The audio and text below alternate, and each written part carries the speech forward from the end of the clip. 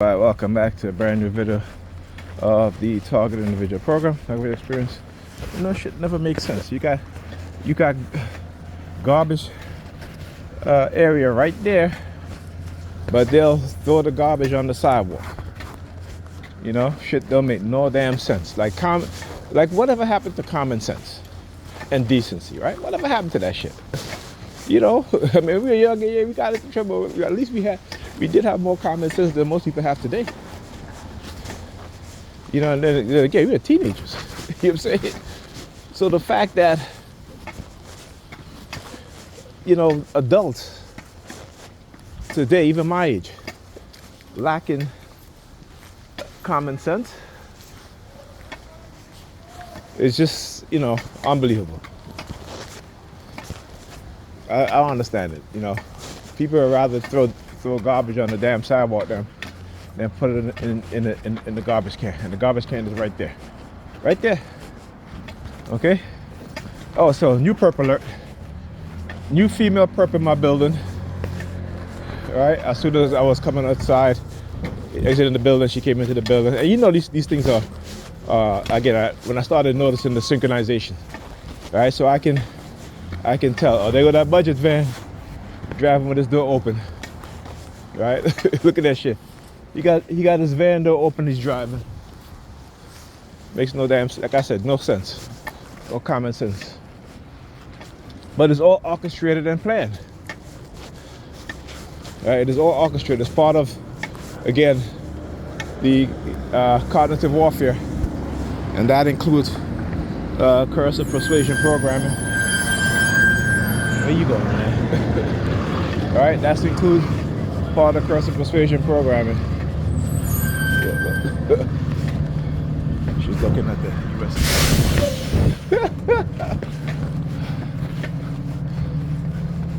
All right.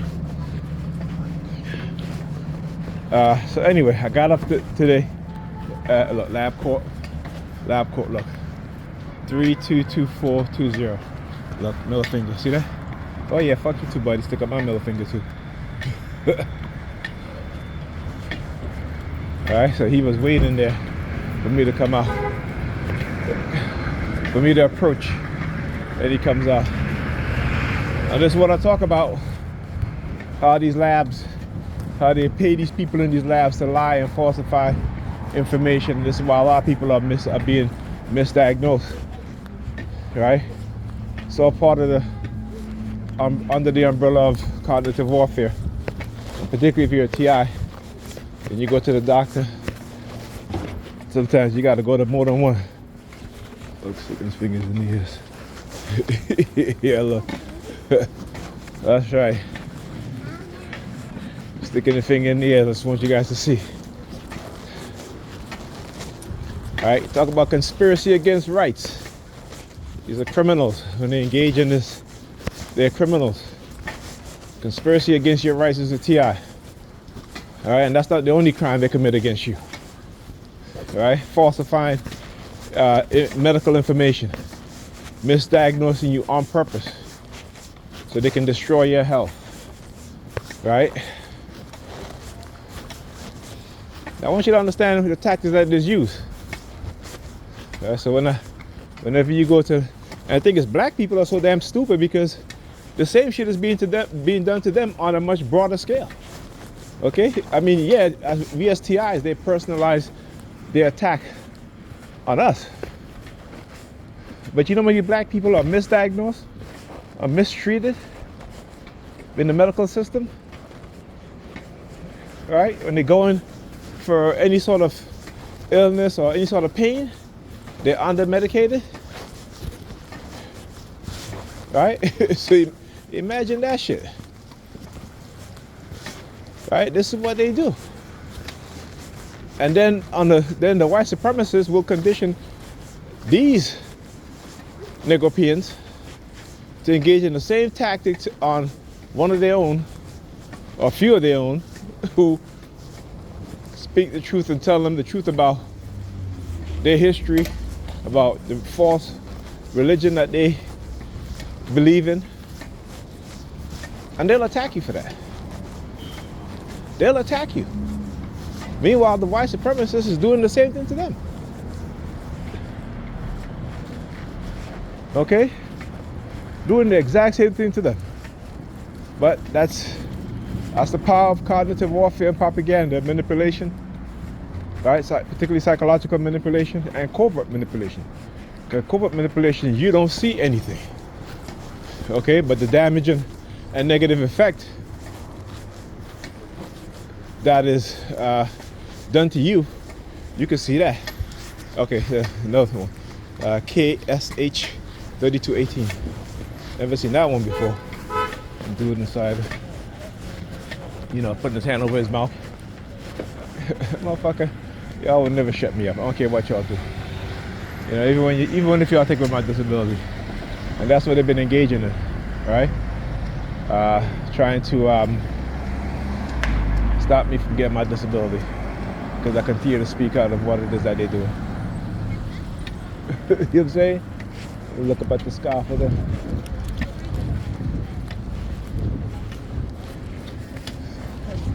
All right, this is what they do, man.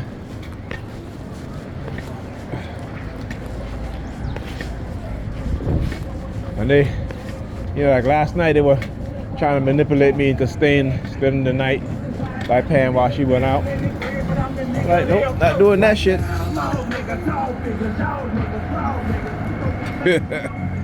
I'm like, not doing that shit. Nigger-peons,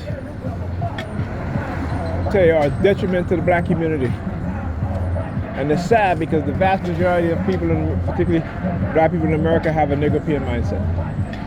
And they ignore everything that's being done to them. Okay, everything that's being done to them, they ignore it. Because why? Because Jesus suffered. They believe Jesus suffered. So what they're going through is nothing compared to what Jesus suffered.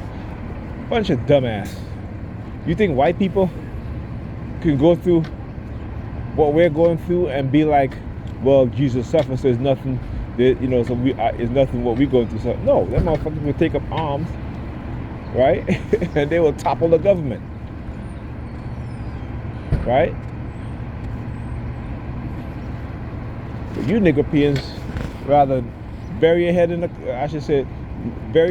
damn clouds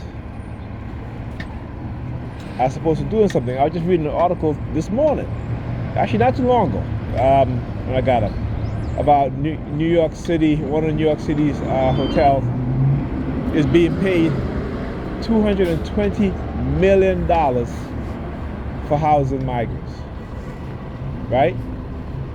$220 million for housing migrants. And then these nigger-peons are upset because I get disability. They're not upset at the mayor, right? That money could have been used for do what? To create jobs. And I keep saying that money can be used what? To help expand the summer school programs, right? So that when summertime comes, these teenagers can have a job for the summer, so they can have some money, so they can buy their own clothes going back to school, to take some of that financial pressure off their parents, particularly if they're low income.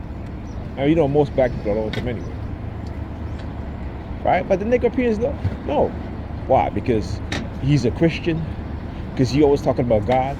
You ever notice that the people are always talking about God in positions of power? Do you know what they do? They're always talking about God, but they're in positions of power. They're in the government. You know what they do? Do you know what they do?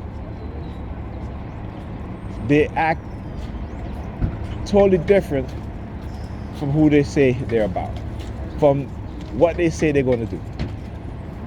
But they always talk about God, though. You know why? Because they understand nigger-peons love God. They love the white man God. Nigger-peons love the white man God. But when they get into positions of power, they do nothing for their people. Nothing for their people. But they're always talking about God. They don't do shit for their people. But they always talk about their God. God love you, God love you. Because that's how we've been conditioned. We've been conditioned with that feel-good sermon. And so we got a black mayor in office talk about God, but he's giving $220 million to a hotel for housing migrants. And his people are the least employed people in the city. But he's going to take $220 million of taxpayers' money to pay a hotel for housing migrants. And Negro peers will stand up there and hear him talk about how he loved God and he loved Jesus. When Jesus said what? Feed the multitude. Take care of the poor. Negro peers love these false preachers and these politicians that look like them but have a white mind. They get into these political office and they don't do shit for black people. Nothing. Just to fill their own pockets and their friends. You know what I'm saying?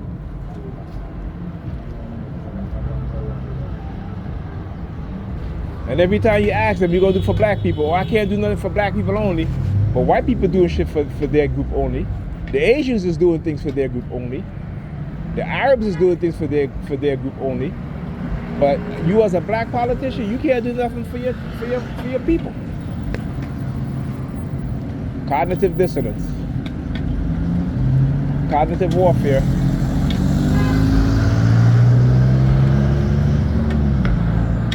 But that's the nigga peons. They'll be up in church on a Sunday. Meanwhile, their children failing in school. The children being poisoned by lead.